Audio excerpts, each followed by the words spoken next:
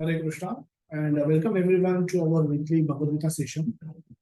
We've been discussing the book. Currently, we are discussing is Nectar of Instructions. So, we started this discussion, and then there was a break for Vrindavan Yatra. Couple of Sundays we couldn't meet. We couldn't continue with that discussion. But later on we've continued. Last Sunday we've had our session, and then we continued with our discussion about the verse 2. We concluded first verse, and we started a discussion on the second verse. So we'll try and take that discussion forward. This verse, we'll see. We'll discuss some portions of this verse, but we'll try and take this verse forward. We'll not be able to complete this verse today as well, but we'll see how far we can go. Before we start, we offer our obeisances to Rupa Goswami, who is the author of this book, by chanting his pranam mantra, Shri Chaitanya Namobeshtam Sthapitam Yeni Bhutale Swayam Rupa Kadamiyam Dadati Swapadantikam. When will Srila Rupa Goswami Prabhupada, who has established within this material world a mission to fulfill the desire of Lord Chaitanya, give me shelter under his lotus feet. So we all pray to Srila Rupa Goswami to give us his mercy. With his mercy only we can understand the nectar that he has written about bhakti. And with that understanding, when we practice, we have hope of getting mercy from Lord Krishna as well. So the connection between the Upadeshamrut, or the Nectar of Instruction book, and Bhagavad Gita, we just concluded discussion on Bhagavad Gita. So the connection, the link between the two is very clear. Bhagavad Gita, there's a goal. The goal one has to achieve is Krishna. Sadhan, the process using which that goal has to be achieved, is bhakti. And Bhagavad Gita analyzes a different path that were prevalent at that time. They are prevalent at any given point of time, of Karma Yoga, Dhyana Yoga, and Bhakti Yoga. And after analyzing different paths during the discussion of Bhagavad Gita, Krishna recommends to Arjuna to follow Bhakti Yoga because it is easy to follow. It is less cumbersome, less difficult. Suvidha, Sulabha. Sulabha is the word that was used by Krishna, and repeatedly Krishna recommends Arjuna to become devotee or his own devotee. Yomam evam asambhavo janati purushottama sa sarva vida bhajati manam sarva bhavena bharat. That once you know that I am that Purushottam from whom the whole Prakriti has been created by him, and that purpose, the Uttam Purusha is me. Once you know this, Sarva Vida Bhajati Mam, when start worshipping me with all your heart and all your emotions, wholeheartedly start worshipping me, devote yourself to me completely. So that's the instruction repeatedly given to Arjuna during the course of discussion of Bhagavad Gita. And Bhagavad Gita concludes on these 2 points, that Krishna is the Supreme Personality of Godhead. Bhagavad Gita establishes Krishna as the Supreme Personality of Godhead, and he compares himself with Devatas, who could be the closest competitors. He compares himself with Prakriti. The immediate powerful force that we can see around us is nature, and there is a likelihood or an error that can happen by seeing nature function in such a devastating way, in such a powerful way, that we, mankind, human beings, despite of all our technological advancement, may look stupid, may look very foolish, may look very helpless in front of the power of the nature. When earthquake happens, when flood comes, when drought comes, when the nature show its action, then we just become helpless. Nature force us to become old. Nature force us to get disease, and nature force death upon us, and we just surrender to the nature helplessly. And so in the immediate form, we see nature as pseudo God, or can be God. We can consider nature as extremely powerful Shakti, extremely powerful energy. But by studying Bhagavad Gita, we know that the nature also works under the supervision of the Supreme Lord. So nature is not supreme. Maya adhyakshena prakriti suyate sacharacha. So multiple times Krishna confirms that nature is working under my supervision. Brahman effulgence, which is on which many people wants to meditate upon, is also the Krishna says that I am the basis of Brahman effulgence. So if anybody is interested in going into Brahman effulgence, is actually looking at a very separated energy of mind. It's that effulgence comes from, it's coming from my body. It's not independent. So going there makes no sense. Coming to me makes sense. So Krishna establishes himself as the Supreme Personality of Godhead by comparing different competitors, different possible competition, or whoever that can be. Krishna discusses all that and establishes himself as the Supreme Lord. And then he gave us the process of Bhakti Yoga, that I am the Supreme Lord, and the way you can attain me is by becoming my devotee. Only by becoming devotee, you can know me. Only by becoming devotee, you can control me. Only by becoming a devotee, you can come to me. And if you will come to me, you will not take birth again. Yadgatva nivartante mrityu samsara samara.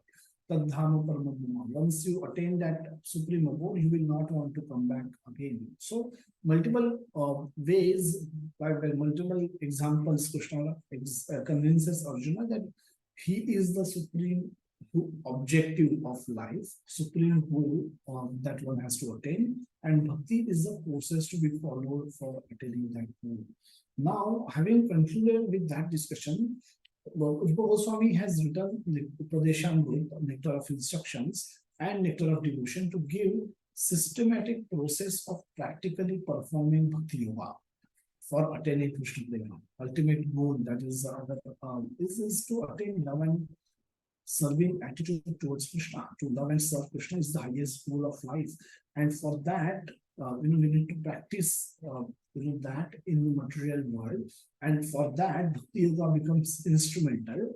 And how to perform that Bhakti Yoga systematic way, not in an ad hoc way. आज मुझे ऐसा लगता है इसके लिए मैंने ऐसा करता हूँ, इसलिए मैंने ऐसा किया, और कल मुझे अलग लगेगा तो I will do something else. No, Bhakti Yoga has to be followed in a very systematic way in order for it to give you results. So Nectar of Instruction has these books, two books, Nectar of Instruction and Nectar of Devotion. Srila Rupa Goswami has systematized the whole process of Bhakti Yoga so that it doesn't remain ad hoc. It doesn't, there is a framework that gets created within which a devotee has to function. There is individuality. There is a spontaneous, loving, devotional service element exists. There is scope for personal, the personal liking and personal disliking that exists. But overall framework needs to be created. And Rupa Goswami has given us that framework through these two books. How to get higher taste. We hear that raso varjam rasopyasya param drashtvan vartate, that going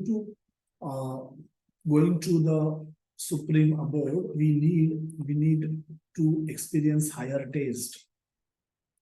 And in order for us to develop higher taste, we need to do certain things in certain way. So what we understand from Chaitanya Charitamrita is that these are the 5 things we should do. We should understand the philosophical truth by studying books given by Srila Prabhupada, like Bhagavad Gita and Srimad Bhagavatam. Srimad Bhagavad Gita is all about philosophy, very little story, very little pastime. And but Bhagavatam has a lot of pastimes, but a lot of philosophy also. And it's important to understand the tattva, the philosophical truth. And that's very natural for us. It's not something that we should be afraid of, the philosophy. Because for example, if we are interviewing someone, we want to hear what he's speaking about himself, but we also need to understand, make an effort to understand who this person in his reality. because we don't want to simply go by what he speaks. We want to go deeper. We want to go and understand that person in depth as much as we can before we can make a job offer to him, before we can commit ourselves to him. And because this is natural. So the tattva, when we hear when we hear a pastime, when we hear a particular pastime like Parikshit Maharaj giving up his kingdom after getting cursed from Brahma and going down to the bank of Ganges and asking sages questions. Now, this is a pastime. In one sense, it is a story, and in another sense, it's a historical story that was done by a great Vaishnava. And there are learnings, and when we discuss this in the tattva, we get learnings out of it, and those learnings are astonishing. And they such churning of a pastime is required. Through this churning, the nectar of tattva can come, and that tattva, when we understand, our beliefs become convictions. Our faith, our shraddha become nishtha. Our faith goes deeper, and then following the process of devotional service becomes easy, becomes far more convincing to ourselves. And then we can, if we are convinced, we can convince others. So understanding philosophical truth of why we do what we do, and that is of paramount importance. So tattva is something that we should never ignore. We were discussing the pastime of Ajamil, and and in that, uh, there is a conversation between Yamadutas and Vishnudutas. So Ajamil get scared by seeing Yamadutan, and he call out for his younger son Narayan, Narayan, with all his heart, all his emotion, with all his awareness, consciousness. No, he with whole his heart he call out the name Narayan, and suddenly the Vishnudutas appear on the scene, and then there is a conversation that goes on between Yamadutas and Vishnudutas. Yamadutas have come there with a list of simple activities performed by Jamil, and they say that he is our customer. He is perfect case to go to hell. So why are you interfering? Vishnudutas actually comes and stops Yamadutas from pulling that soul out of the body of Ajamil. And Ajamil is watching all these events happening in front of his eyes. So then the Yamadutas feel offended. They said, why are you interfering into the work? Don't you know that Dharmaraj has the exclusive authority over giving punishment to the living entities once they are done with their current life, and we are just his servants. We are doing our duty. Why you look to be a good people, but why are you interfering in our work like this? In that time, Vishnudutas challenge Yamadutas. They say, you think you are servants of Dharmaraj, so I am sure you must know something about dharma. You Dharmaraj, Yamaraj is nothing but Dharmaraj. So you probably hope, we hope that you understand some dharma. So can you explain us what dharma is, and why do you think this person is fit to go to hell? And then there's a challenging question that comes from Vishnudutas, that explain us your action. You're taking this soul back to hell, and you want to make sure that this soul suffers for his actions. But we want to understand dharma from you, the definition of dharma from you, why you're doing it.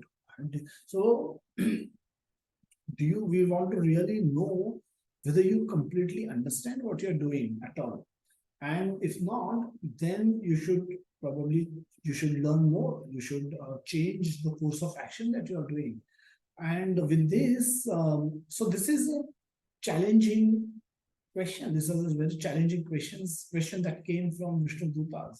And in our life, we can get challenged for what we do and how we are doing. And if at that time, if we don't understand the tattva, if we don't know the philosophy well, we will not be in any position to explain. So in this particular conversation, Yamaraj, the Yamadutas gives a beautiful explanation about what dharma is, what adharma is, and they concludes by saying that this particular human being has done all kind of dharmas, and hence he is a fit case.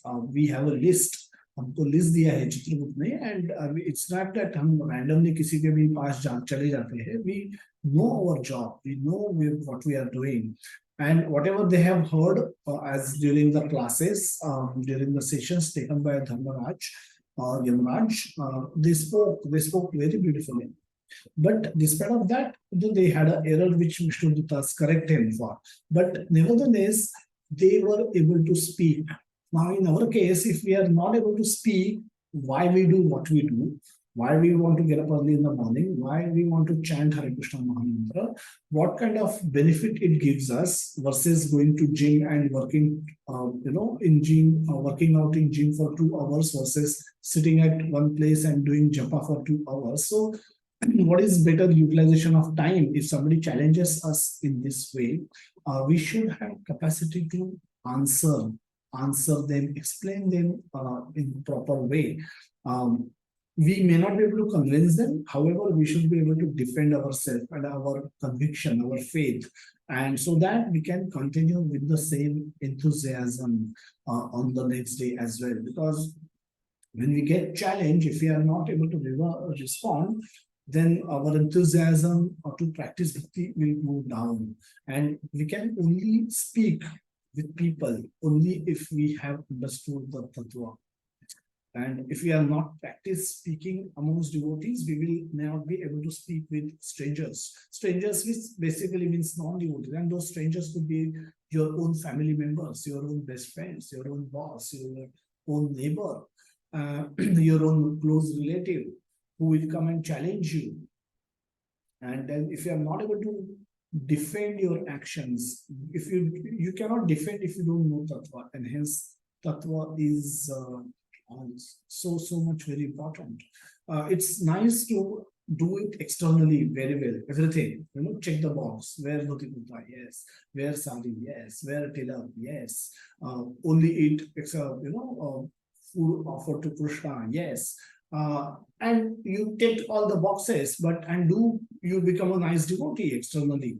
But unless you can become a firm devotee internally, only if you have understood why you are doing what you are doing. Stop watching movies, yes. Only goes to Vrindavan, yes. Get up 3 o'clock in the morning, yes. Attend all Mangalarati programs while doing yatra, yes.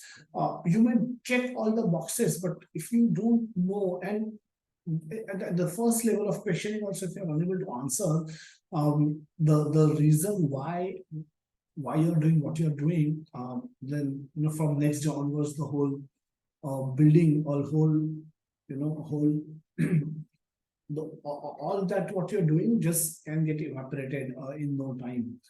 You will simply stop doing all that, because if your faith gets challenged and if you're unable to defend it, then it will cause devastation in bhakti.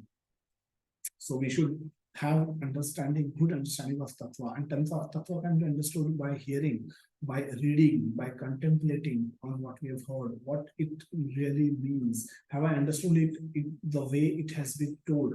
And that's where we should double check with senior devotees, with other devotees, what is their understanding of this particular verse. And then we can draw conclusions, we can draw convictions out of such discussions. Second one is sadachar. Sadachar is the having understood the tattva. It's just not meant for information, it's meant for transformation. And sadachar is how we can demonstrate externally how we are taking to our learning. What we have learned, are we able to practice it, or it's just done at intellectual level without any practical application? So sadachar is extremely critical. Seva, tattva, sadachar, performance of devotional service should make us humble and should cultivate service attitude in us. And that's what it's this is what we will have to do after going to spiritual world. We will not go to spiritual world for enjoy, so relax, sit back, relax and enjoy your time. Oh no, that's not going to happen. We go to spiritual world and we have to serve Lord and his devotees in their pastimes. We'll have to play part in our pastimes. And if we have not practiced serving devotees and Lord in this world, it will be impossible for us to do that after going to the spiritual world. So spiritual world is all about service attitude, and that will take us there. So we have to practice that sufficiently in the material world while we are dealing with devotees. And while dealing with devotees itself, we will realize how difficult it is to serve, to become humble, to remain humble always, and continue to maintain the service attitude. बहुत difficult होता है. And that itself is conditioning for us. That itself will be a very purifying experience for all of us. And but we must take it here. अगर हम यहाँ नहीं करेंगे तो how we will ever become qualified to go to spiritual world? Because वहाँ तो कोई सिखाने वाला भी नहीं है. After getting all becoming pure only we can go there. So that purification has to happen here. The disease has to get cured here. The reformation of a criminal has to happen in this world. That is what this world is meant for. And once we become pure enough, we can be taken back to the spiritual world. Tirtha is a place where we associate with Lord 24/7, and that is what we will do once we go back to the spiritual world as well. So Tirtha, we should take time out of our busy schedules to be with devotees. And be Krishna, try and be Krishna conscious 24/7. So Vrindavan stay offers that opportunity to be Krishna conscious all 24/7. From morning 3 o'clock to evening 10 o'clock, 10:30, you are just seeing Krishna, you are talking Krishna, you are singing about Krishna, you are taking Krishna prasad, you are hearing Krishna katha, you are doing nothing else but associating with Krishna. Vairagyam. Unless we cultivate detachment for the current world, we will have no desire to go to the spiritual world. And so having understood the tattva, having followed sadachara, having cultivated service attitude, having visited, having taken practical experience of how the world of spiritual world experiences are by visiting Tirtha, we should develop vairagya towards the current world, current possessions, current relationships that we have. And that will give us impetus, that will give us the motivation to cultivate a deeper relationship with Krishna and devotees so that we can go to spiritual world. And all of this will give us rasa, the nectar. Our initial rasa comes from the nice treatment that we get from devotees. It may not come by attachment to Krishna. But these activities will help us get attached to Krishna, and that and then we will experience rasa, the real rasa that comes from Krishna, comes from our connection with Krishna. So this is what we have to achieve by practicing the process of Bhakti Yoga. The first verse we discussed, Vacho Vegam, Manasah, Krodha Vegam, Jilva Vegam, Udarupassa Vegam. Etan Vegam Yo Vishaheta Dhiraha Sarvamati Nam Prithvi Sashishya. Anybody who can tolerate the urge to speak, mind's demand, and the actions of anger and urges of tongue, belly, and genitals is qualified to make disciples all over the world.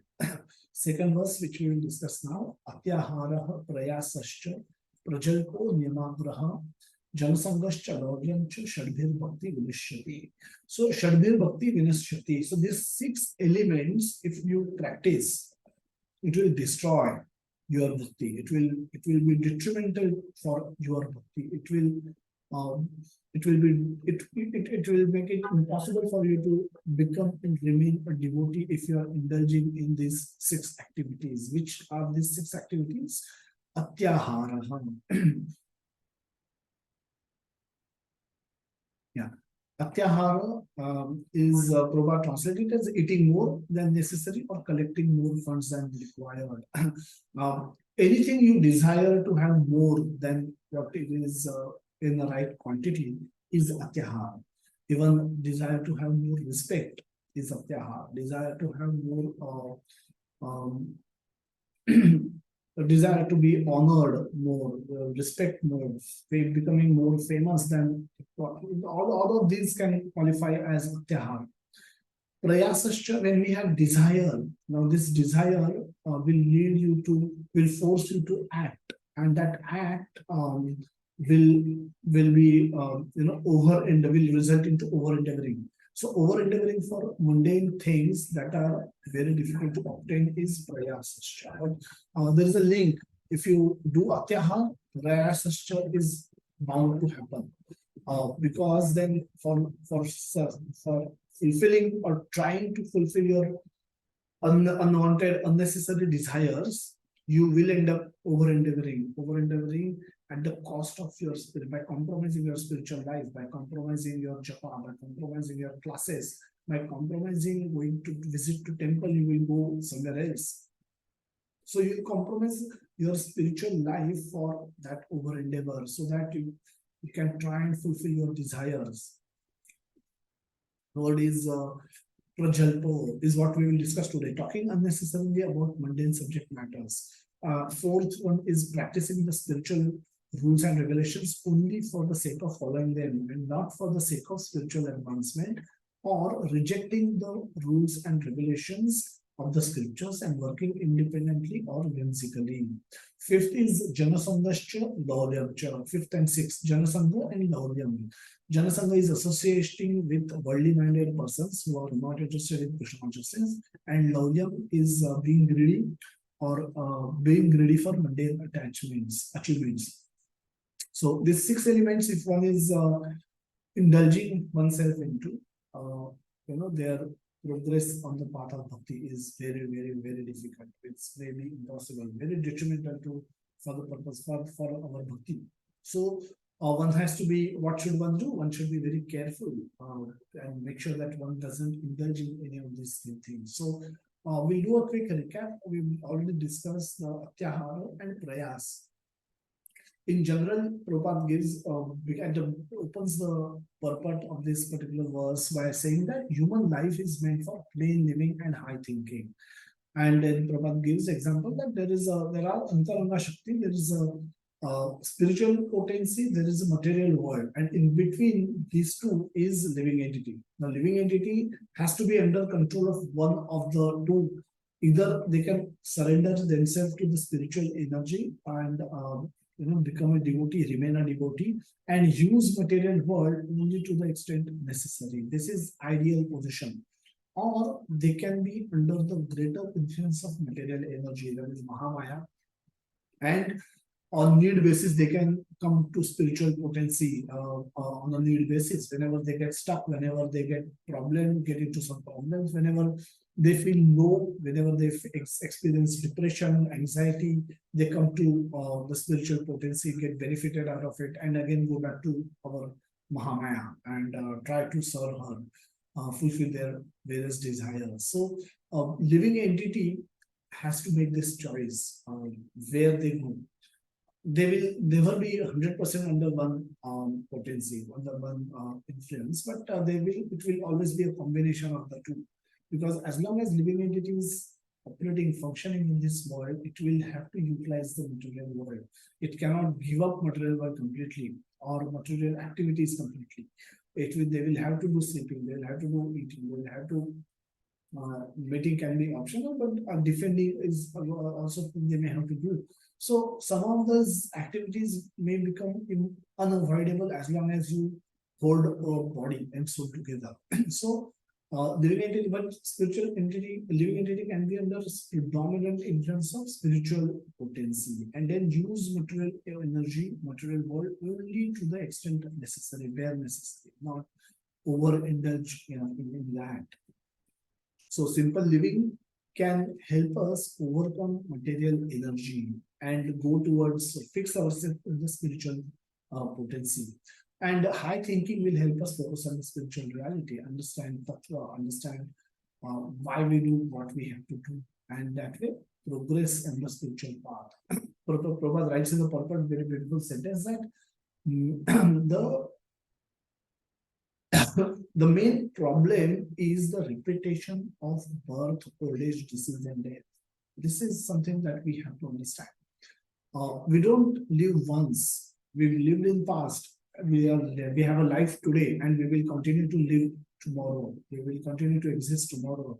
We will be given a different kind of body. Another new body will be given to us in any one of the 84 lakh species of life that exist, and we have a very good chance of going upwards, remaining in the same level, or going downwards in the species of life. There's no guarantee that we will we will only take birth in a Brahminical culture, Vaishnava family. There's no guarantee unless we endeavored that way. It really going to be a matter of chance, and hence, well, we need to do something about this fundamental problem and again, prima facie, it looks as if Mother Nature is controlling us, but by study of scriptures, we understand even she is under the control and influence of Supreme Lord, who is controlling Mother Nature. And if we surrender to the Supreme Lord, then surrendering, overcoming Mother Nature is possible. Otherwise, she will always overpower us. So that is the problem statement that we have: the repetition of birth, old age, disease, and death. And so it's not that all other problems are unimportant completely. No, everyone requires some possessions to survive in the material world, whatever the life duration that they have. So everyone should collect food grains, should have clothing, money, and other things necessary for the maintenance of the body and soul together. But one should not collect them more than necessary than the actual need. If this natural principle is followed, then there will be no main difficulty in maintaining the body. Prabhupada writes further. This is what we have discussed earlier in the previous class. So we're just touching upon these points very quickly before we move to the current topic. So collecting and eating more than necessary also causes prayasam or unnecessary endeavor. Prabhupada writes that cultivation of fundamentally man has been given higher intelligence for the cultivation of Krishna consciousness, or the understanding of God, one's relationship with God, and the ultimate goal of life, that is attaining love of God. Now, this is for which higher intelligence should be utilized, not just for making economic development, not just for producing televisions which are bigger and show a better picture, not for making smallest mobile phone, not for making drone cameras. All that is fine, but the fundamental mistake that we will do if we do this and don't focus on cultivating relationship with God, we don't work upon our relationship with God, we don't understand God, we don't do anything for God, anything for this particular relationship, our life will be wasted and we will come back again. We will have no hope of ending our cycle of repeated birth, which is the fundamental problem of human being.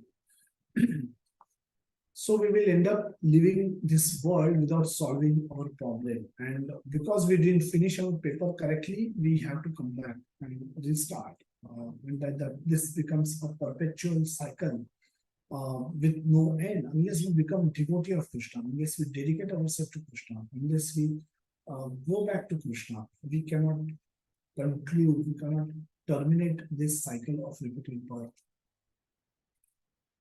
Generally, Prabhupada writes in purport that generally people do not like to accept plain living and high thinking. That is their unfortunate position. Now, this is where devotees comes into the picture. They intervene into the lives of people, and they force people to accept this formula of simple living and high thinking.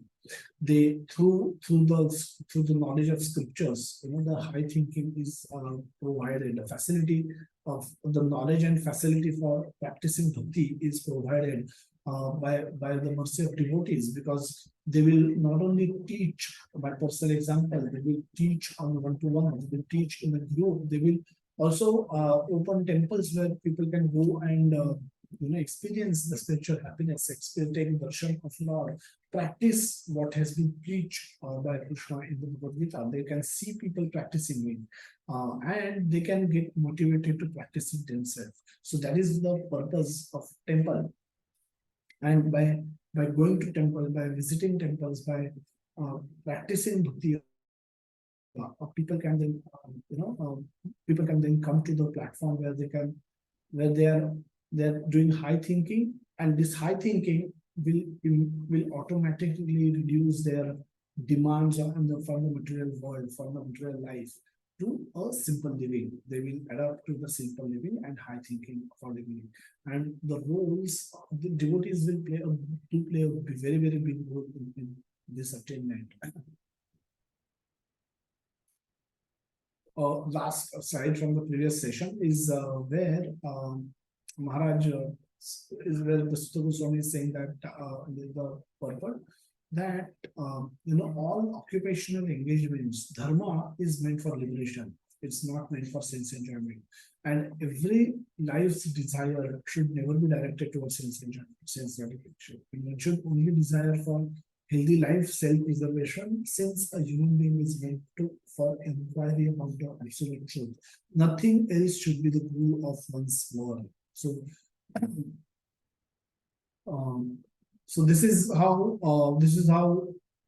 the Bhagavatam also confirms that the human life is only meant for inquiry about the higher realities. Dharmasya hi apavardasya nartho. So religion is meant for attaining emancipation, not for getting bread. Bread will come. It will come. Maharaj says it will come. Whatever is destined, it will come searching for me. One should endeavor, but one should not over endeavor for the same. But one should over endeavor for inquiring from where we came, what am I supposed to do, and where I will go after completing this birth, or after ending my current life, where will I go? And what action should I perform in my current life that can have proper impact on what destination I get. So this is how one has to inquire, and one has to convert their knowledge into actions. So today we'll discuss two more concepts that Srila Rupa Goswami speak about. One is Prajalpa and second is Niyama-Agraha. Prajalpa, as what we understand, is Jalpa means to talk, and Prajalpa means in simple language useful talk, useless talk. So we've already spoken about, discussed about Vacho Vegam during the course of our discussion of first verse, where it starts with Vacho Vegam and Manasa Krodha Vegam. Very first Vega, or the urge that Swami spoke about, was Vacho, our urge to speak. And there we discussed that how we should not speak unnecessarily too much about mundane topics which are not useful for our cultivation of spiritual consciousness. Topics which are unimportant for us which will not really help us remember Krishna more, which will not help us increase our appreciation for Krishna more, which will not help us develop our attachment to Krishna more. So if those topics will not help us do any one of those things, then we should not discuss them if possible, or we should discuss them only to the extent where necessary. So that is what we concluded during our discussions in Vacho Vegam. In Prajalpa, Prabhupada speak about Prabhupada, and in the Prabhupada speak about the example of toad, which मेंढक जो drive करते हैं, and then they attract the snake of time, and that's how the similar example Prabhupada is given in the verse purport of this verse. But we can take this discussion further, deeper. Having discussed similar concept in Vacho Vegam, let's discuss about Prajalpa as to how we can modify, how impactful this can be. The Prajalpa we'll discuss Prajalpa with reference to the discussions amongst devotees, not discussion among non-devotees. Here we will not talk about devotees discussing economics, devotees discussing cricket match, World Cup, what could have been done to win the World Cup. Obviously, that's taken care of during Macho Vegan discussion. So now we are talking about the talking between devotees, which is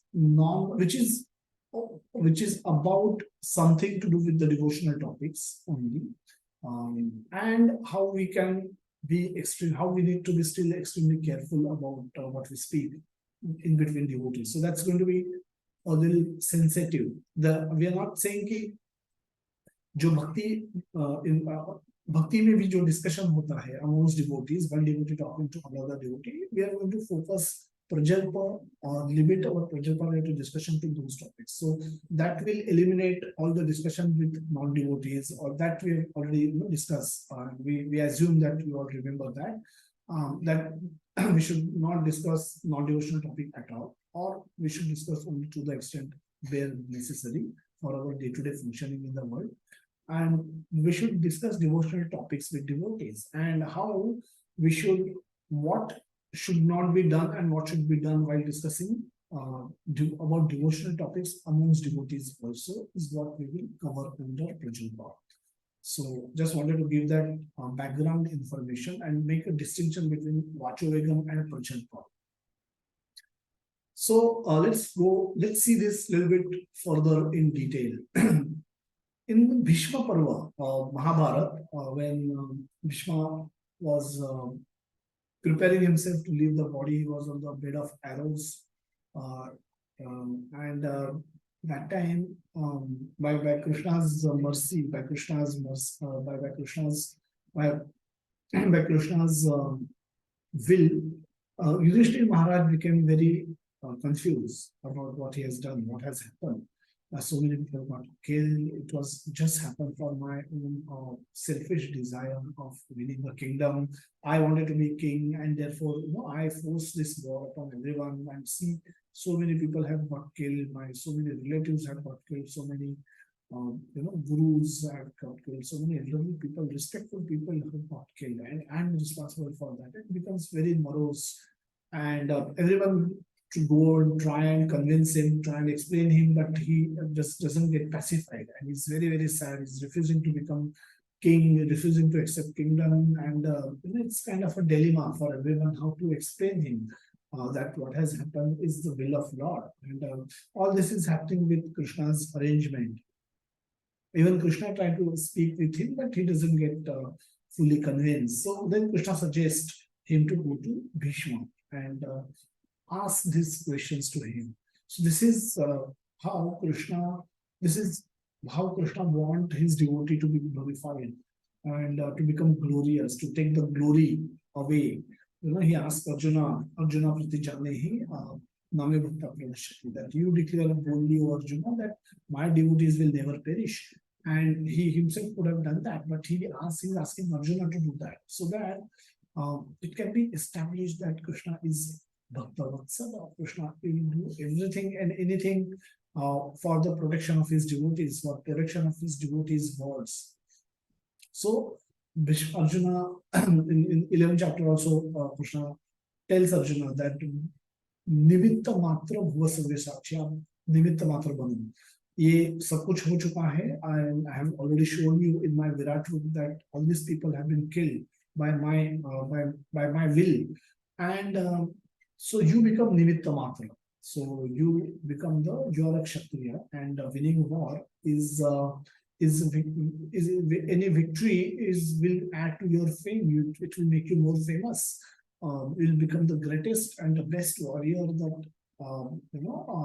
that of all times, and you become, your kirti will increase, your yash will increase, your fame will increase. So that's nice. As you are my devotee, I feel very happy about it. So similarly, Krishna is now offering us an opportunity to Bhishma Dev, who is about to give up his body to to take the honor of explaining Rajadharma to Yudhishthira. And then there's a long conversation that happens. And during that conversation, Bhishmadev also speak about how to speak. And he says that glorification of Lord Krishna is the best way of speech. If you want to speak anything, glorify, talk about his form, talk about his name, talk about his activities, talk about his Leela, and I'll talk about his qualities, talk about how merciful he is, and so many ways you can glorify Lord, and that is the best type of speech. If you cannot do that, at least your speech should be pleasing speech. It should be often you should be speaking sweet words. And third is, if that you cannot do, 1 and 2 you cannot do, then third, your speech should be truthful.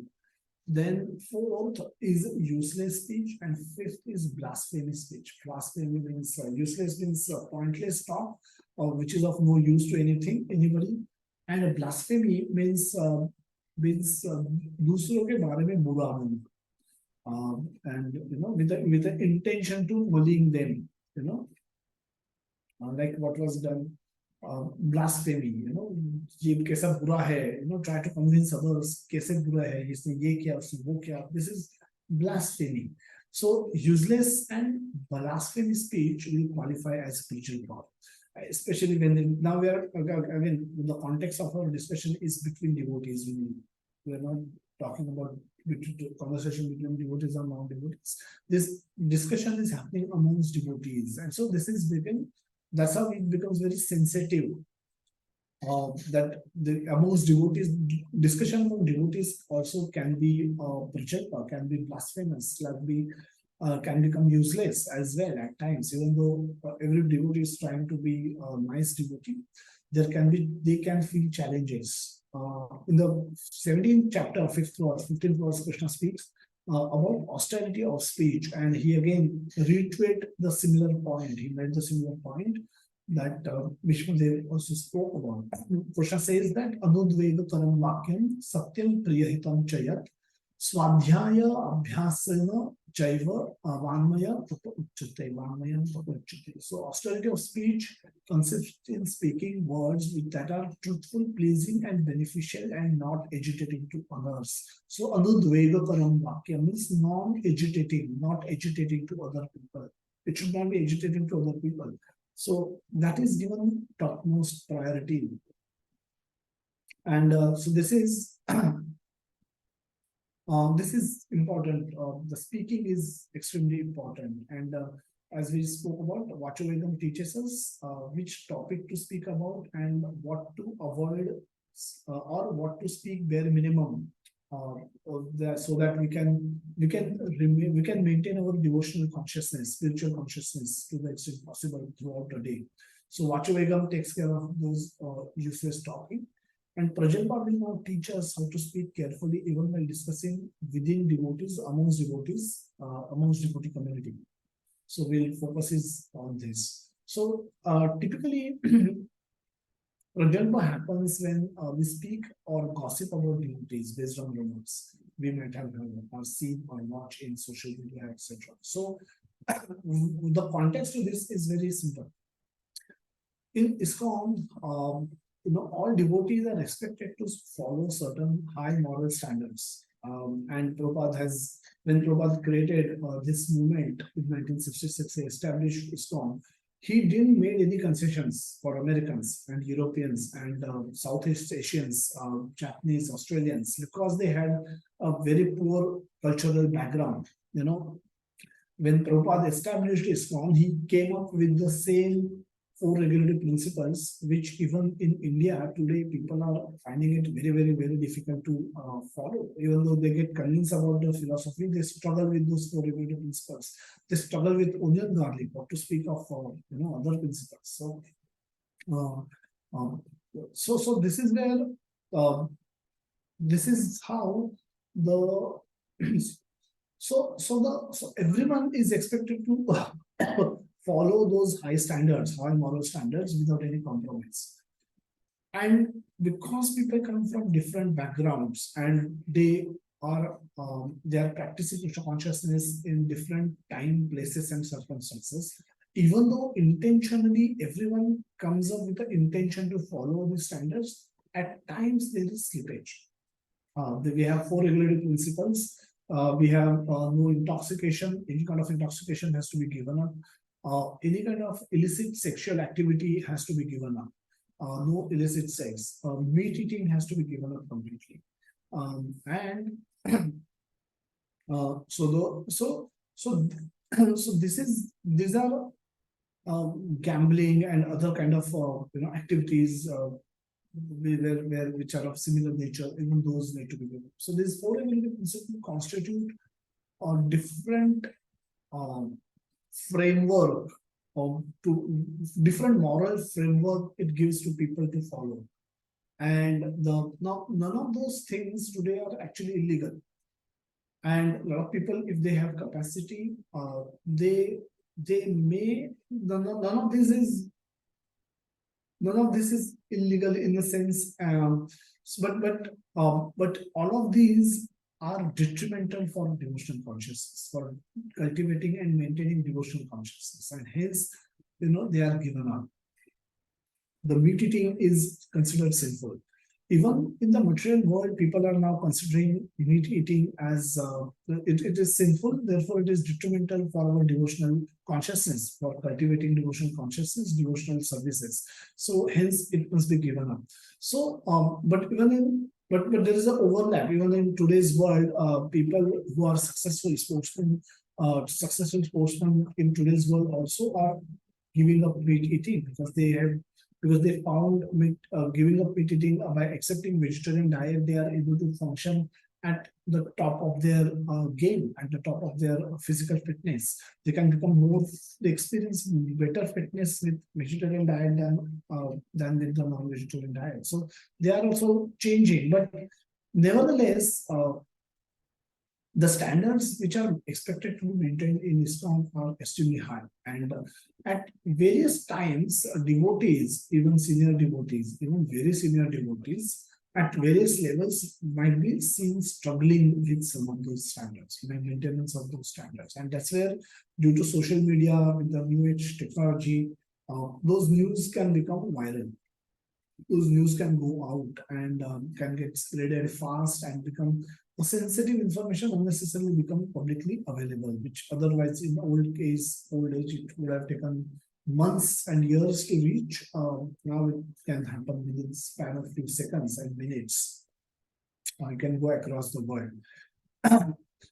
Now, when as a practicing devotee we come across any such information and we start discussing it amongst other devotees, about how somebody has fallen down, how somebody was a sannyasi, now he's given up his sannyas, maybe he's fallen prey to Maya, or we use this kind of loose words, and only because on the basis of what we have heard about some rumors, some factual news, or for whatever we have seen, whatever we have got from the social media, at times we tend to indulge in discussions with our fellow devotees or with our devotee friends, and that kind of discussion is definitely prajalpa, is definitely extremely harmful for our own spiritual consciousness, for the consciousness of the whole society, for the devotee community in which we are functioning. The other devotees with whom we are discussing, it's very detrimental for their consciousness also. It will contaminate their consciousness also. And the particular devotee about whom we are talking, we might be talking, if that or he or she figures out that how the other people have been speaking about him, then he may never want to come back to this particular group or come back to the Krishna consciousness, and then again we will deprive a soul opportunity to perfect his life and go back. So, this such kind of a prajalpa is extremely dangerous for everyone, and hence we need to be extremely careful with what we even speak amongst devotees. When we meet devotees, we are expected to speak, we are supposed to speak. We should be speaking, we should be discussing Krishna Katha, we should be discussing Krishna's pastime, we should be talking about different philosophical truths, different tattva that is as per your understanding, and you can ask others what is their understanding about particular point, and then about a particular verse. They can speak about how others are managing uh, their life responsibilities and bhakti, how others feel motivated to perform bhakti, how others get motivated to get up early every day at 5 o'clock and do japa without failing, without missing even a day. These are the discussions ideally should happen amongst devotees when devotees meet. But if we devotees talk about what's happening to other devotees, or what happened to this person, what happened to that person, and they gossip about all this, then it will be very detrimental. That will come under the classification of Prajalpa, and it will be extremely harmful for those devotees who are discussing, and it can pollute the entire environment of the group. Now, the senior devotees or guru, they need to do a balancing act. They have high standards to be maintained that comes from our parampara. It's not cheap. Gaudiya, Brahma Madhav Gaudiya Vaishnava Sampradaya it's coming from Brahmaji himself. It's coming from Lord Chaitanya.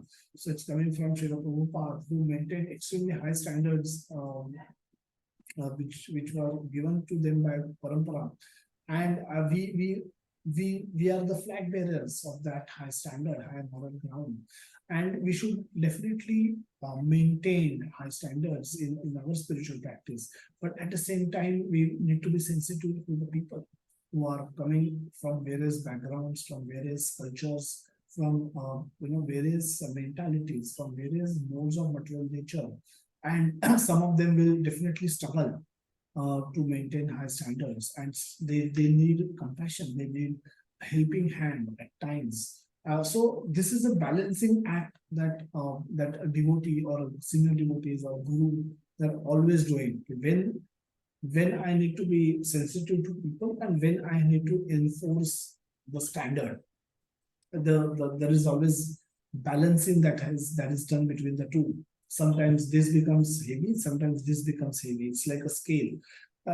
Perfect balance may never be achieved, but constant balancing act has to be done by our senior devotees and our gurus, so that the people, despite of all their challenges, can practice bhakti, can get an opportunity to purify themselves and thereby come to Krishna. So we don't want to deprive anybody of an opportunity to come to Krishna just because they have some problems. Everybody has problems. If we just count our problems, none of us will become qualified to even visit Krishna temple. What to speak of practicing bhakti yoga. So, but we all, just like they say that every sinner has a future and every saint might have a past. So every sinner who is today sinning or doing some sinful activities has a future. They can, if he choose right association, right activities, he can give up his sinful endeavors, his sinful activities, and become a pure devotee of God. And every saint, every person who is a pure devotee of Lord today might have had a past. He might not be a pure devotee right from birth, and he might have had his own past. Having overcome that past, now he's become a pure devotee. So there's nothing to be surprised by when we hear something wrong going on with any particular devotee. So what it's important to keep reminding ourselves of why we came to Krishna consciousness, for what purpose we are coming to Krishna consciousness. What is our goal? Our goal is to attain Krishna. Our goal is to go back to Krishna. And by remembering Krishna throughout our life and also at the end of our life. So becoming Krishna conscious by taking up the process of chanting sincerely, reading Srila Prabhupada books seriously, associating with devotees in humble mood, and serving devotees or mission of Krishna in any way possible to us.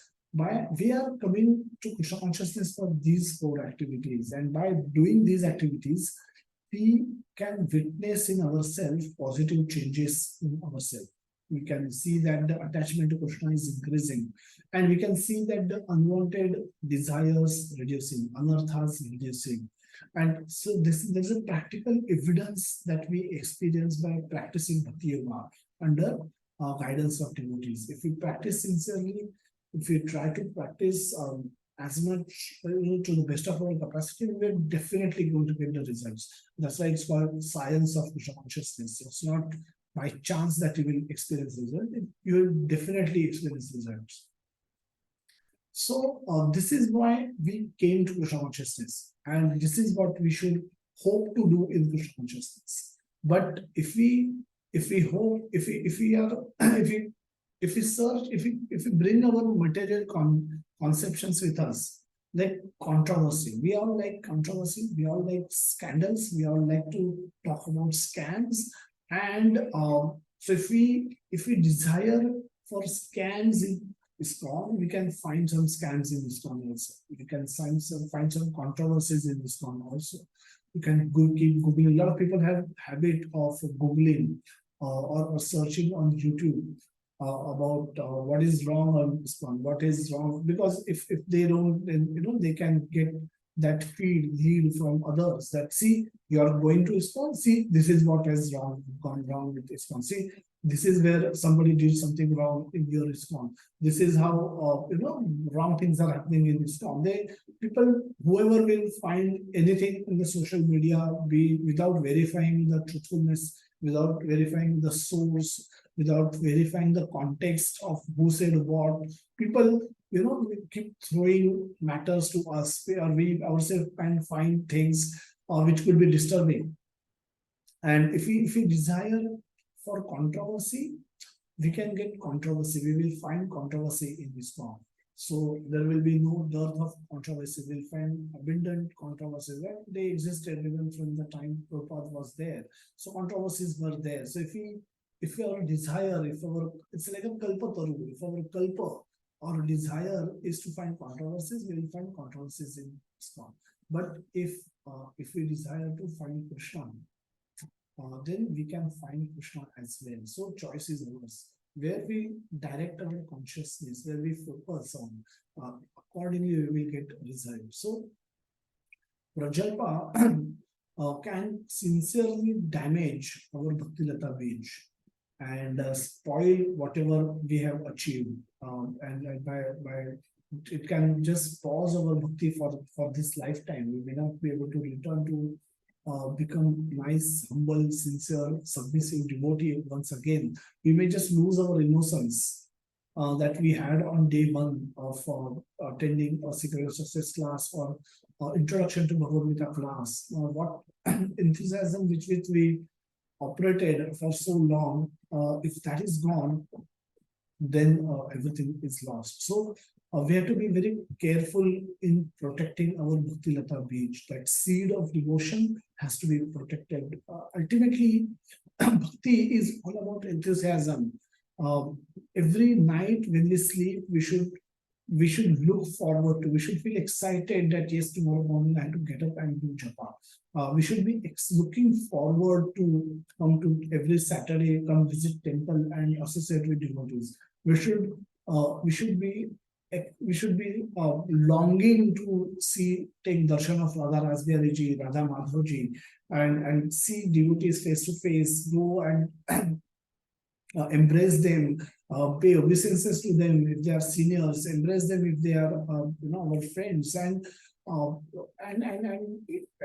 discuss devotional topic with them. So that's enthusiasm is essentially the driver.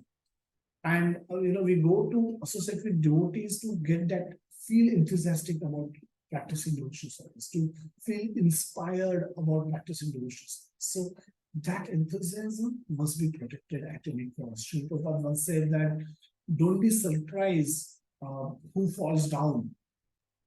Be surprised to know who stays. despite of all the challenges that our mind present to us, despite of all the temptations that the world around throw at us, despite of all our own past indulgences, our past colorful activities remind us, and despite of all that, if someone is trying to stay in the devotional service, if someone is still trying to become devotee, remain a devotee, practice devotional service wholeheartedly, then Prabhupada says that is surprising. Because otherwise our fall is, if we are little careless about our activities, our fall is guaranteed. It's very much possible. So let's discuss some of the cases and see if they fall in the category of Prajalpa or not Prajalpa. We have made some statements. We can take them one by one, and you can unmute and speak. Will not have time to go to show of hands, or we can do show of hands as well. Yeah, please raise hand, and you can yeah, we can encourage all of you to speak. So the most senior devotees, whenever we meet, ask us about how we are doing, how is our job, how is our study, how is everything else with the family, etc. Is this not Prajalpa?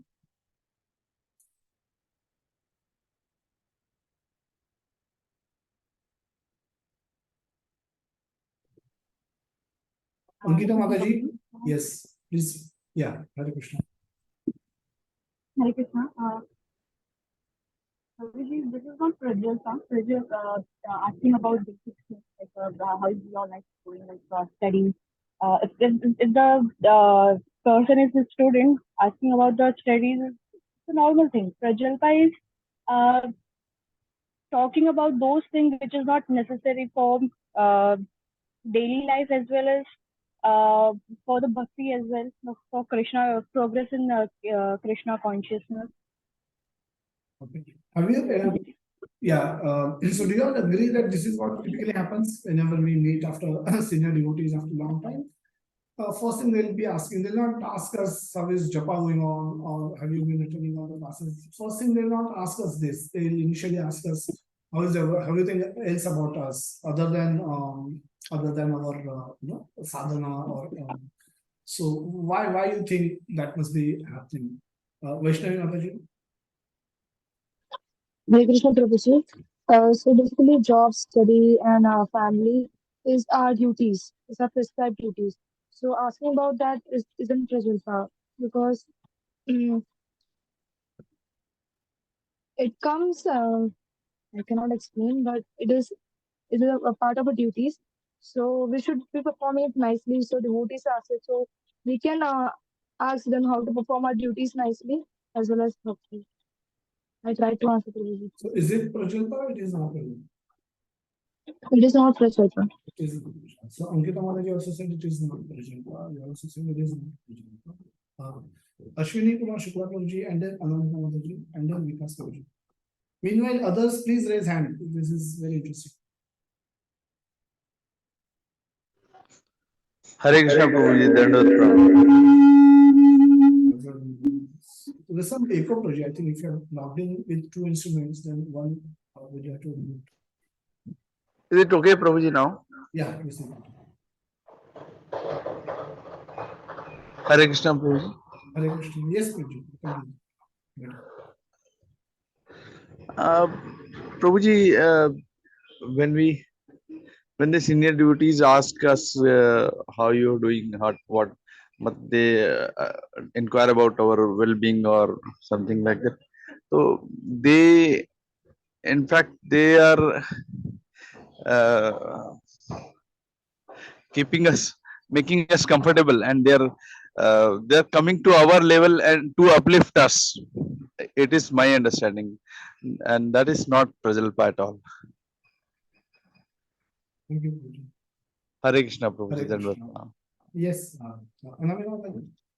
Hare Krishna Prabhuji, this is not Prajalpa because what I feel is that they want to know whether things around us are okay. Then only we can proceed towards our bhakti, or we can continue our bhakti sincerely, because these things, basic things that is there in our life, if it is not, it is disturbing, then it disturbs our spiritual life also. So probably because of that, they are asking, and they ask as a duty of them. So it is not Prajalpa, Prabhuji. That is what I feel. Hare Yeah, very Krishna. nice. Hare Krishna, thank you so much. Mukund Prabhuji and Vikas Prabhuji. Hare Krishna Prabhuji. So just to concur with the earlier people, it is a customary ask. I think to make people more comfortable, because ultimately everybody will be in his regular karma always. As Krishna has also said, you have to do your karmas. So how are you doing is a general question maybe. But the important point would be that how prolong you do the discussion. If it is only a 5 minutes discussion and then you come to that topic, then it is good. If you continue doing for a longer time about all the other things, then maybe it could create problem. Hare Krishna. Hare Krishna. Yeah.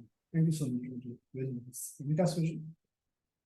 Hare Krishna Prabhuji, Dandavat Pranam. Mukund Prabhuji has brought up a beautiful point that this does not go very long. As soon we meet with you and other senior devotees like His Grace Narottam Priya Prabhuji, they generally ask just to know that what is our mindset, and with that particular mindset, whether we are going in a good direction towards the devotional service, or we are just hankering around the material needs of the body. So that understanding comes with this just basic asking that what is going on in the family. So from that, actually, the senior devotee takes the idea whether we are actually advancing towards the devotional service, or we are just hankering around our materialistic life or materialistic way of living life only. And that very quickly comes to asking that how else is going on, like how others are chanting rounds and what you need to do. All that kind of discussion starts very quickly. It doesn't go very long like that.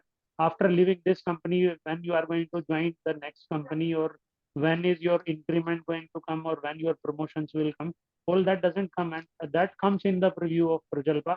But when the basic things are going on, that is just about taking the understanding of that whether our materialistic life is not getting an hindrance towards our spiritual life.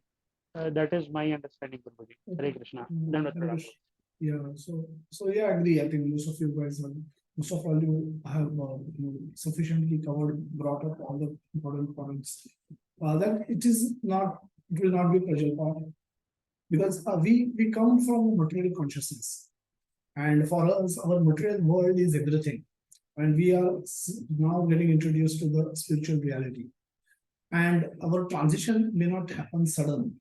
It takes time, and our material attachments, material entanglements will also not get over overnight, and will not become detached from everything overnight. So this is where our consciousness is rooted, deeply rooted into the material. These are the things a student will be worried about his career, job, what will I study, when will I go out, or will I have to go, can I go to US to study this, study, I will like this course, that course.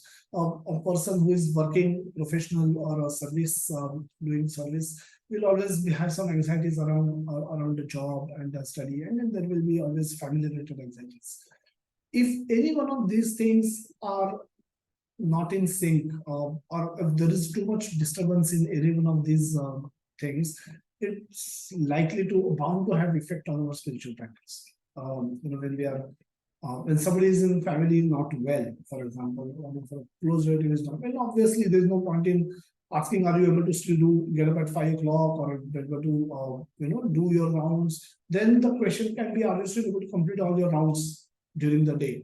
Because then if somebody is sincerely very, very sick, then a lot of time can go in taking care of that family member, then people may not be left with sufficient time to do japa also. So it's important to understand that. And obviously, senior devotees or acharyas, our gurus, they know how long to proceed with this. They generally control the transaction, the conversation. So they won't, it's a dipstick analysis. So they understand your mentality, your consciousness, current level of consciousness, so that then they can frame the subsequent line of questioning accordingly. So It's not Prajalpa. I agree with all of you, all the devotees, wonderfully answered. So the next is it's a talk between the two devotees. So the devotee always gets a first seat in the bus, always sits first for Prashadam. We can group these two, three together. Why we always get Prasadam serving seva, meaning sweets, paneer sabji, many important items we end up serving. They get over by the time our turn comes to take prasad. So some of these kind of statements that can happen amongst devotees, how do we see those? We just looked at first two, so and so devotee always gets first seat, and then why are we get prasadam serving seva and we don't get some proper prasad at the end? Sometimes it gets over, something like that. So yes, Harish Prabhuji, then Sudeep Prabhuji. Is this Prajalpa? Is this fair argument, fair discussion between amongst devotees? Harish Prabhuji and followed by Sujit Prabhuji. You are able to unmute Prabhuji?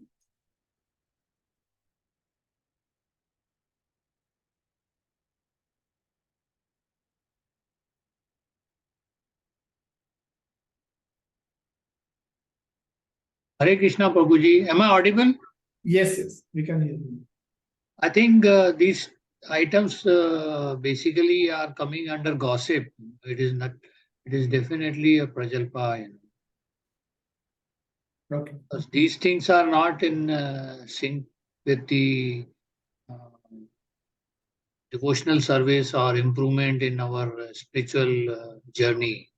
So I feel these things are basically diverting the attention from the main focus of seva or main focus of spiritual journey.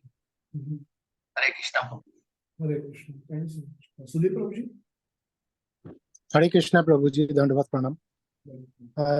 Yes, Prabhuji, actually clubbing these few points, we can say that these are in the category of Prajalpa because this neither glorifies the Lord.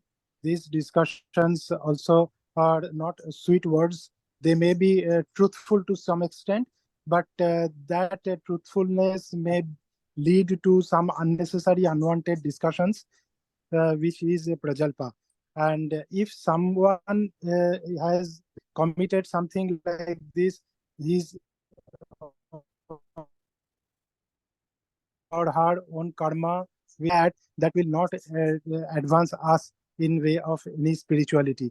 So we should remain away from these discussions. So this is Prajalpa Prabhuji. Hare Krishna. Hare Krishna. Daksha Mataji, you want to say something? Ankita Mataji, Nupur. I'm just picking up names, sorry. Hare Krishna Prabhuji, Dandavat Pranam. Hare Krishna. Yes, Prabhuji, these things come under Prajalpa as they are not very favorable for our progress in Bhakti. Okay. Thank you so much, Prabhuji. Dandavat Pranam. So the other way around, if we have a serious concern about any one of these things are bothering us, so does it mean should we not talk about these things at all, or which forum we should speak these things? Should we speak with other devotees who are at a similar level, or so we should go and speak about this with our junior, somebody who has just come for first day, or we should speak about these things with our seniors? Where should we at all speak about these things, or should we just not talk about it at all, or we should speak it appropriately? What's your thoughts? Yes, Prabhuji. Hare Krishna Prabhu.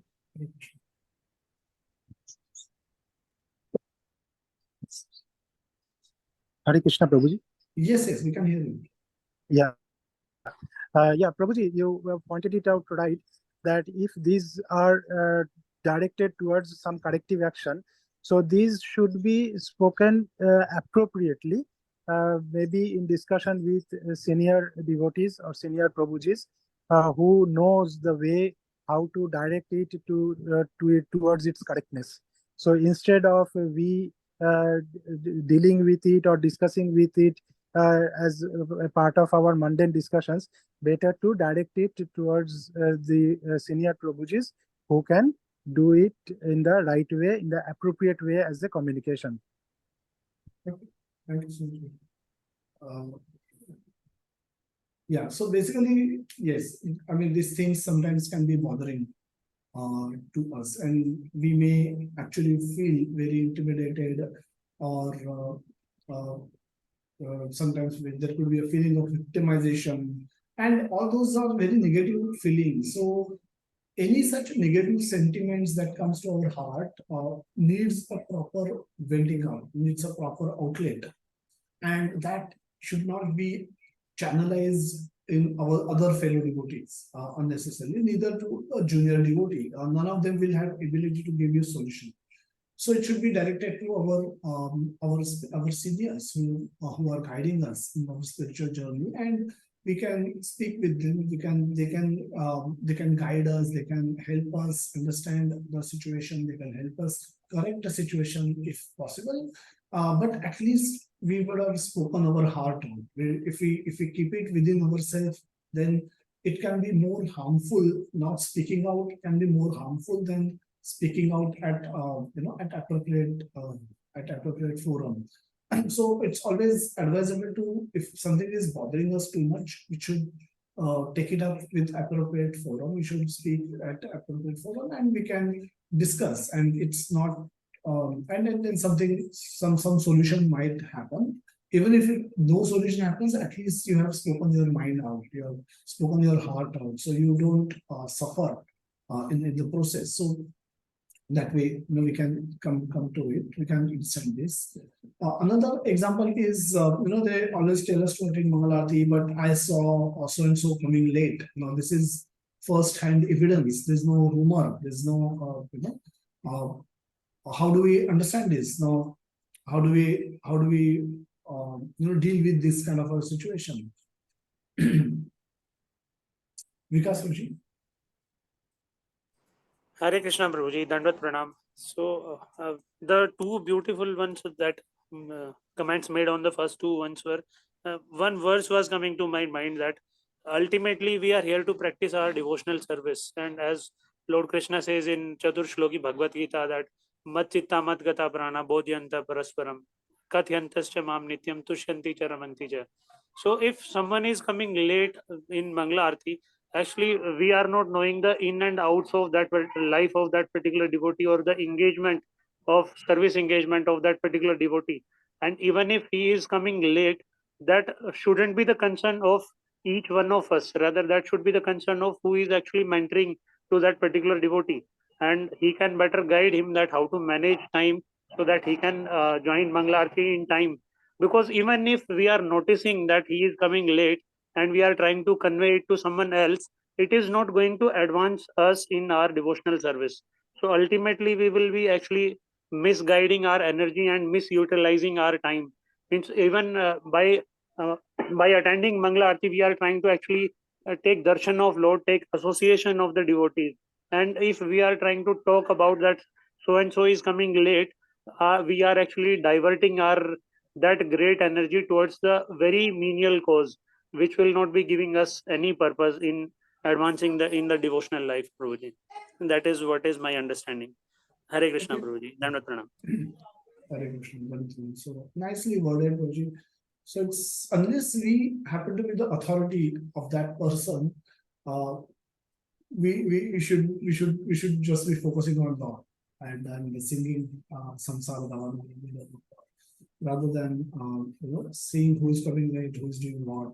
It will just become misuse or waste of our we have taken so much effort to get up early in the morning, prepare ourselves, get ourselves ready, come to the temple, attend Mangala Aarti. We have done so much effort. Now just throwing it all away by getting into this kind of a discussion, by getting into these observations and focusing, giving attention of our mind to such things, we're just throwing it all away.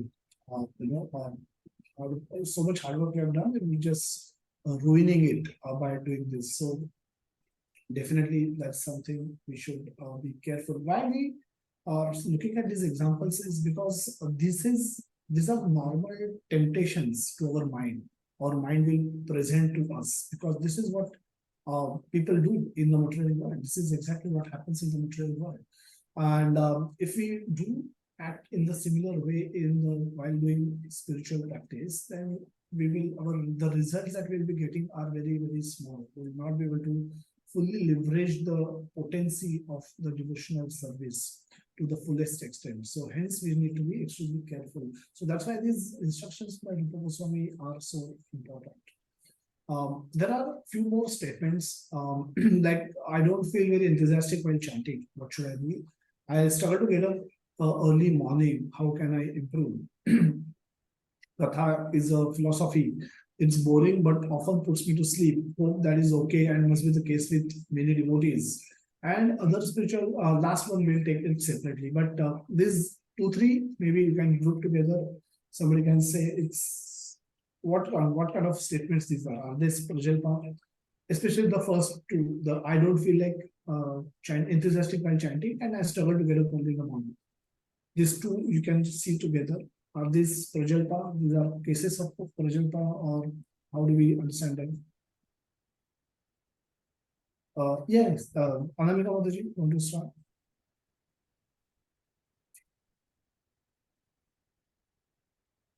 Sudeep Prabhuji, Anamika Mataji, your hands are raised, so I don't know if you want to start. If you want to speak, you can unmute and speak. Yes. Yeah, Prabhuji. Yeah, Prabhuji, this will not get classified as Prajalpa as per me, because these are truthful statements and these actually help one devotee to get himself corrected. When he is asking something, how to make a course correction, he is finding some difficulty, and if he can get some advice from the seniors, so that is why he is asking certain things. So this is not Prajalpa, but this is his contribution towards movement towards the spiritual path or devotional service. So he is seeking advice or seeking support. Okay, so you're saying essentially this is not Prajalpa, these are sincere inquiries, basically, for one's own progress. Okay, so these are problem statements, and so this kind of a statement. So these are welcome comments. Is that what how you will say? Yes, Prabhuji. Hare Krishna. Okay, Hare Krishna. Mataji, you want to say something? Mataji? Hare Krishna, Want to add Vijay, something? Yes. same thoughts actually. Okay. So I too feel the same. Like, Okay. Anybody else has any comments on this, which is different, slightly different? Hare Krishna Prabhuji. Yes, sir. Hare Krishna Prabhuji, Dandavat Pranam. So as Prabhuji beautifully mentioned that these are the problem statements, and ultimately actually we are trying, the particular individual who is asking these questions, he is very sincere about advancing in his devotional service, because as the question of enthusiasm comes, the origination is Lord Chaitanya Mahaprabhu, when Mahaprabhu says that one should be very enthusiastic about the performing devotional service to Lord Krishna. And even Srila Rupa Goswami says that Utthanischa Dharyat, the devotional service should be performed with great enthusiasm. So when someone is asking this question, it is actually very relevant that he wants to perform that with enthusiasm. He wants to advance himself in the devotional service of Lord. And this question can be actually asked definitely to senior devotees, and to also to those devotees who are very enthusiastic about that particular service, like chanting. If someone, we see someone is very enthusiastic about chanting, so how he musters his enthusiasm, what are the source of his inspirations, and so forth. So many kind of question may be asked. And once His Grace Krishna Premanand Prabhuji was beautifully mentioning that sometime there used to be a forum kind of thing of devotees where everyone used to put his problem, and other devotees used to answer that this problem was with me like this, and I tackled it with in this particular fashion, and the other devotee was very convinced with that. So these kind of inquiry should be done with, definitely with the mentor and senior devotees, but even to the devotees who are enthusiastic about performing that particular devotional service, even to them also this can be posed, and we can get some kind of good solution of our problem. So this is definitely not a Prajalpa, rather this is a very good sincere inquiry as far as my understanding is concerned, Prabhuji. Hare Krishna. Dandavat Hare pranam, Krishna. Prabhuji. Thank you so much. So, Jyoti Mataji, Jigna Mataji, I see a couple of comments I think you have mentioned. I don't know whether they are in context with which statement, but if you want to speak, I'll be happy. If you can unmute and speak, you can explain. So, we'll be happy to hear. Yeah, Hare Krishna Prabhuji. Hare Actually, Krishna. my comment is for that second, third point. So, wherein this can be looked from the perspective of two devotees, like one devotee who is in Krishna conscious since so many years, so that devotee is very much familiar about Vaishnava etiquettes, and the other one is just who is a very new devotee in Krishna consciousness. So for them, Vaishnava etiquettes is very new, and since that person has come just from materialistic life to Krishna consciousness, so it that devotee might find some difficulty in adjusting with this Vaishnava etiquette. So that can be the case. So otherwise, if that discussion is diverting into some gossip, so then there is a problem. And when it is put up it in a right manner, so then this can be resolved. So Okay. that's So, you're saying if it's what a yes. new person, entirely new person coming, seeing things for the first time, coming to his for the first time, see this and questions this, then he can be explained appropriately. Yes, Prabhuji. But if if this discussion is happening between two devotees who have spent 2-3 years together, then it could be a problem. Sir.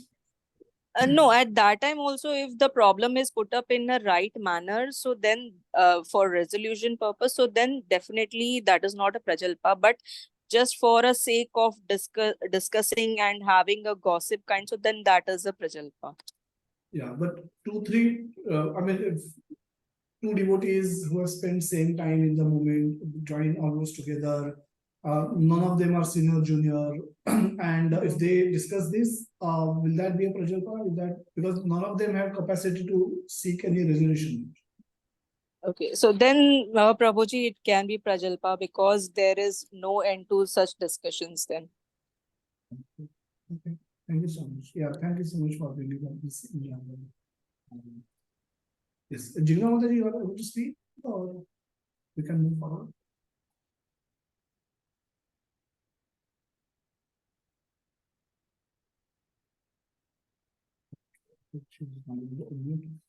So the last couple of points, one is Katha is entertaining and philosophy is boring.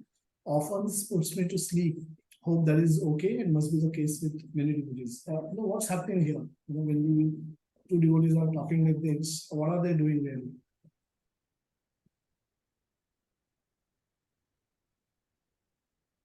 Yes, Vikas.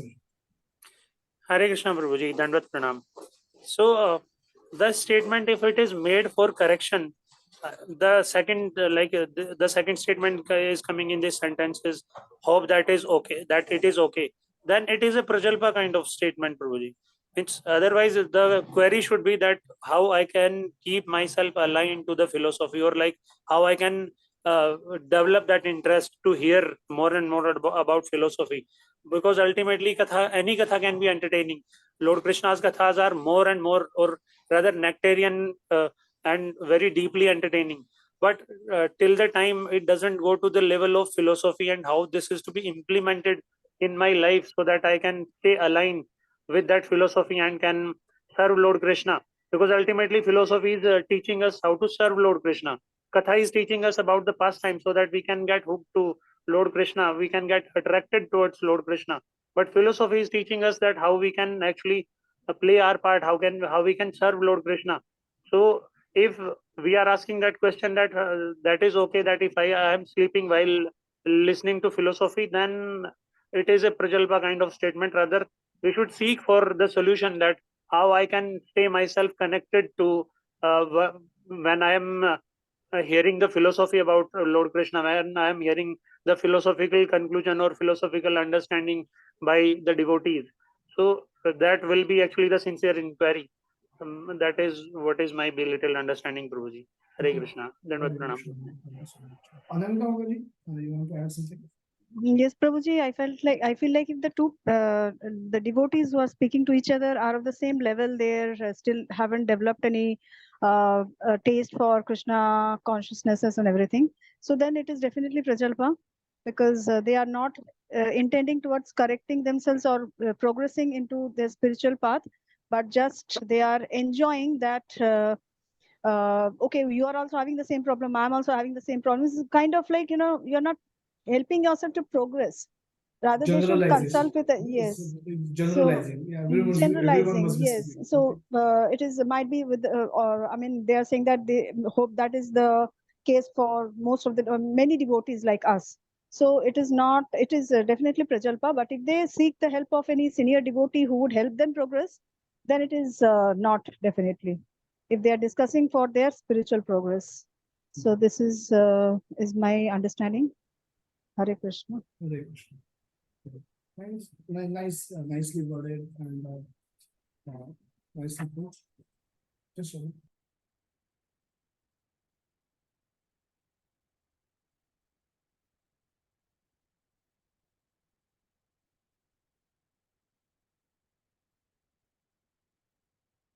Yeah. Okay. The last statement is other spiritual organizations are ready to give initiations after 1 or 2 months. Why are we made to wait for years in ISKCON? Again, this is assumed happening at two same devotees at same level talking. And then one is talking with our seniors, where it is Prajalpa, where it is not Prajalpa.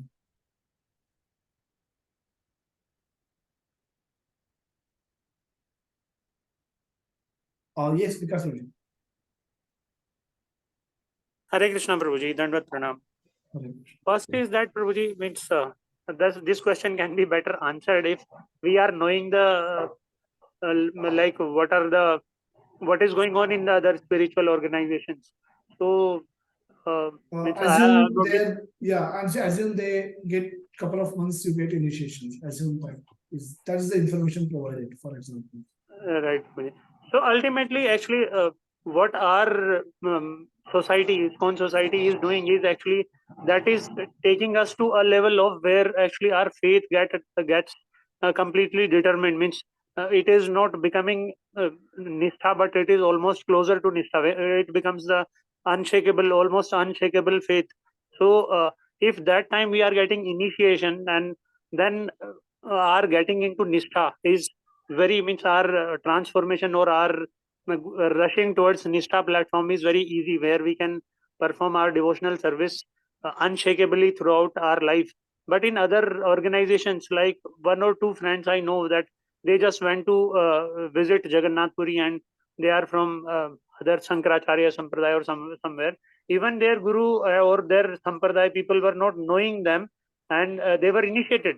Means they were given the name that you need to chant this name. So ultimately, their desires have not gone anywhere. Their transformation to love and serve Lord Krishna, to be in association with devotees, how we can serve devotees more and more, how we can understand the philosophy more and more, how we can implement this in our life to the extent that our life become more and more Krishna conscious. That has not awakened actually. And since the time that has not awakened, getting initiation is just like wearing the 3 threads around the neck of tulsi bead, and maybe that at times we will also break the 4 regulative principles, where we will be actually creating the bad karmas, like disrespect to Tulsi Maharani for us. So I feel it means I feel it better that ISKCON society is making us wait, but they are actually trying to test us to the levels that whether we are chanting constantly on our. The question is when it is Prajalpa, when it is not Prajalpa. Now you gave the background. Okay, I gave 2 cases when it's happening between the devotees amongst the So same, Prajalpa same will be group, and one is when one person is speaking with his seniors in the same sentence. When you speak with the seniors, is it Prajalpa? When you speak with the person at the same level, if it is Prajalpa, where it is Prajalpa, where it is not Prajalpa. It's focusing only on that. So Prajalpa will be, Prabhuji, if we want to just make a show off of our initiation, that I am getting initiation very easily, very early, and you are not able to do that. So ultimately, if that is a status quo kind of discussion, that I am an initiated devotee right after 2-3 months, and you are struggling for 2-3 years, and you are not an initiated devotee. So if with that tag we are actually talking about, then it is a prajalpa. But if we are talking about the facts that since your organization is not checking that whether I am chanting 16 round for such and such time, whether I am following the 4 regulative principles for this many times, then ultimately this is a discussion of facts. And this is, we are trying to convince the person from other sampradaya or to even our own devotees that ultimately this is not this is why ISKCON is keeping us on wait for getting initiated for such long. So that won't be actually Prajalpa. There we are actually trying to intensify our faith towards the process of getting initiation in ISKCON. Hare Krishna, Prabhuji. Hare Krishna, Dandavad thank pranam. you. Sudhir Prabhuji, you want to add something? Hare Krishna Prabhuji, Dandavat Pranam. Prabhuji, this is again a question of two levels. If the devotees of same levels are discussing this matter with each other, then this is certainly a prajalpa, because none of them are qualified enough to give any proper answer or solution or explanation to this situation. But if a devotee, a junior devotee, is inquiring this matter to a senior devotee, and then it is not a prajalpa because it is in the form of an inquiry, and he can always get himself clarified and understand what is the actual status and situation of getting an initiation with ISKCON. So that is what I feel, Prabhuji. Hare Krishna. Hare Krishna. Naga, you want to say something? Hare Krishna Prabhuji, I feel like in both the cases it is prajalpa, because here the focus is like getting initiated. So, which I feel like it is again diverting from what is your motto in your life, that is practicing Krishna consciousness, progressing in their spiritual path. So, in both the cases, I feel it's prajalpa. This is what I feel. Yes. Okay. So, so I think I'll agree more with Sudhir Prabhuji's answer. So the progression, one sign of progression is initiation, and all of us should aspire for something like that. Initiation is something that we all can aspire for. That's where we commit ourselves to Guru, we commit ourselves to the parampara, we commit ourselves to the process of Bhakti Yoga. And it's a beginning, it's not the end. One should not consider initiation to be the end goal achieved. It's a beginning of a sincere endeavor. And that's how initiations are considered. And one can have that goal, that's the thing. One can have that kind of an aspiration. And with that aspiration, when we inquire with one senior about how it is done here, and if I'm interested, I'll work hard on it. I'll work for wait until I qualify.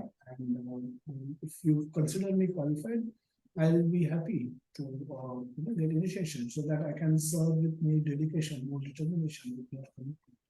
And so that's how it can be put up properly, and it can be worded properly. It can be put up at a right forum, at with our seniors in appropriate, in a very humble, appropriate way, submissive way, rather than giving a general statement. And if it happens between two devotees almost at same level, it will be considered. It can be labeled as a prajalpa, because none of them have capacity to determine what happens in which organization. Both of them are just gossiping around what they have heard happening here and happening there. It's not going to help them improve their Krishna consciousness in any way.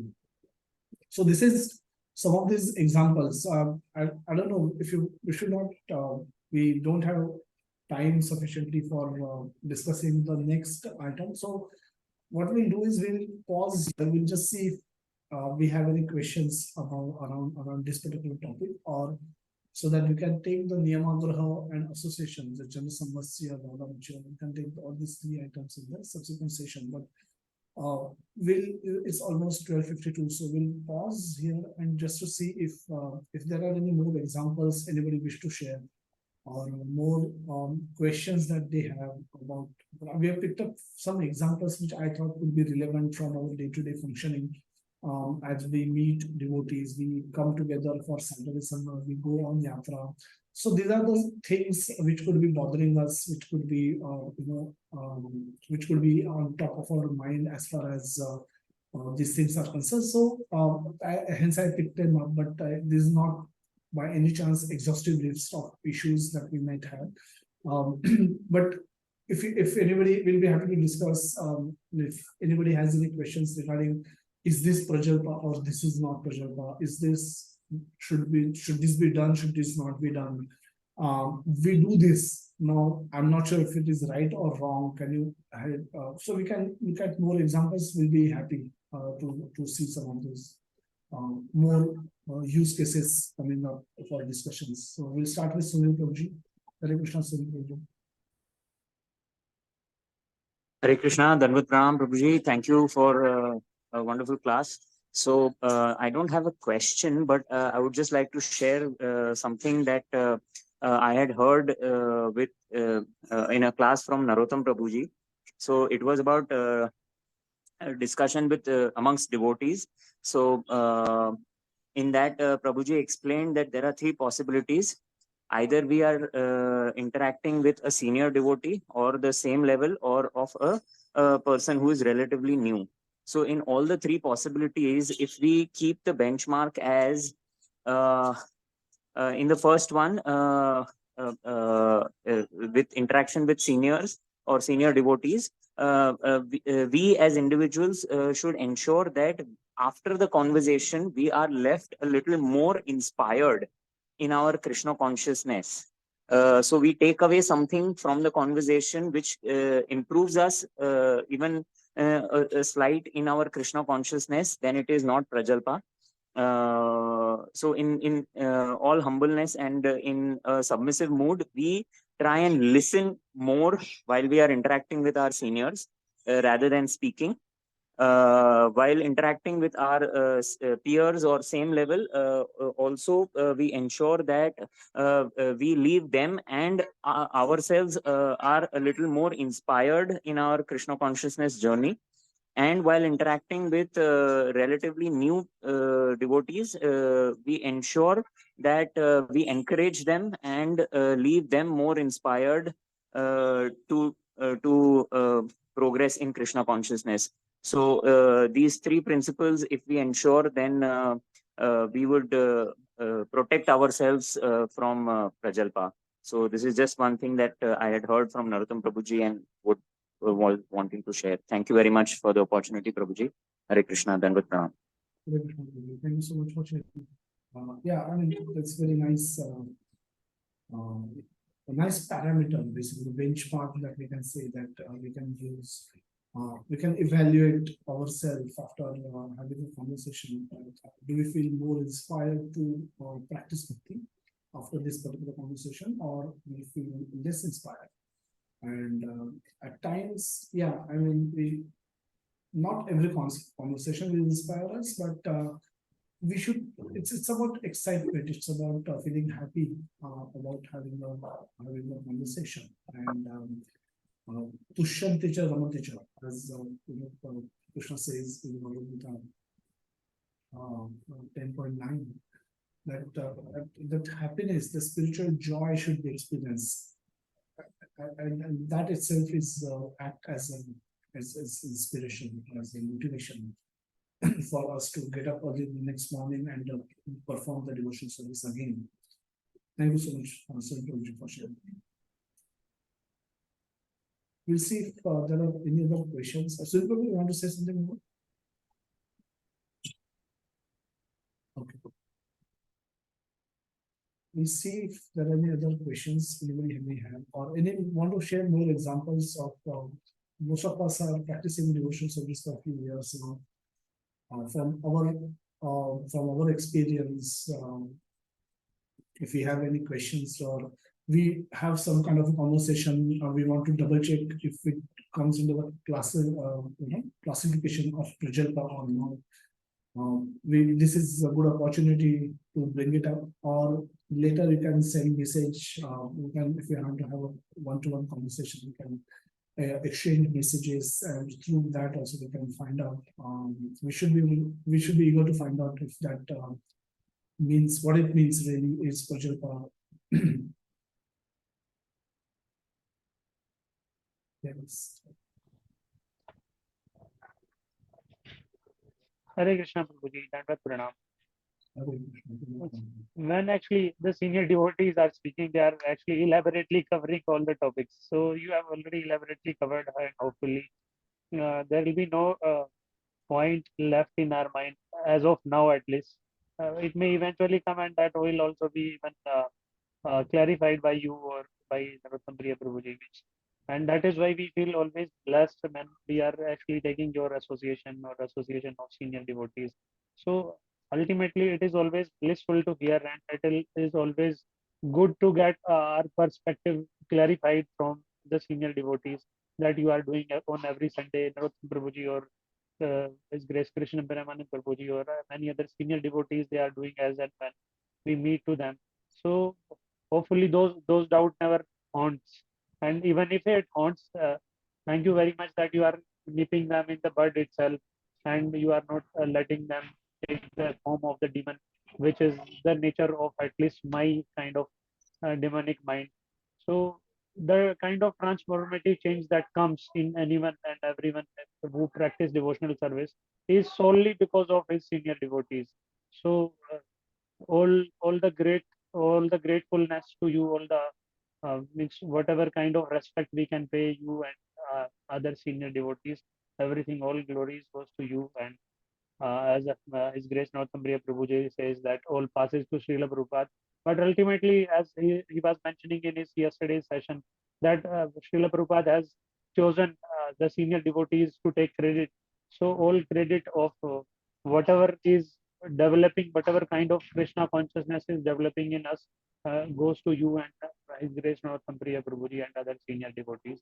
So please accept humble obeisances to, and please keep nourishing us with all your sectarian sessions.